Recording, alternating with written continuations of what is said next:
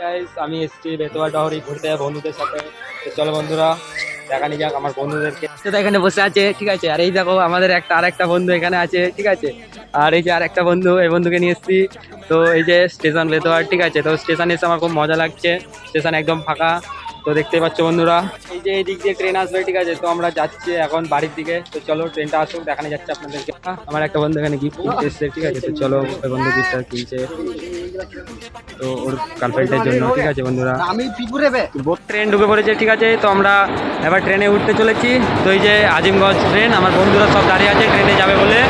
তো দেখো বন্ধুরা, তো বন্ধুরা ট্রেনে উঠে পড়েছি। ট্রেন পুরো ফাঁকা, যে বন্ধুরা সিটগুলো দেখতে যাচ্ছে, তো দেখতেই পাচ্ছ।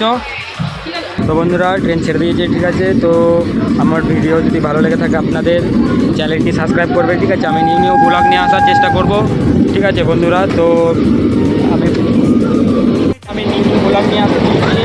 তো আপনারা দেখতে থাকুন, আমার অন্য কোনো ভিডিওতে ভিউ আসবে না, তাই আমি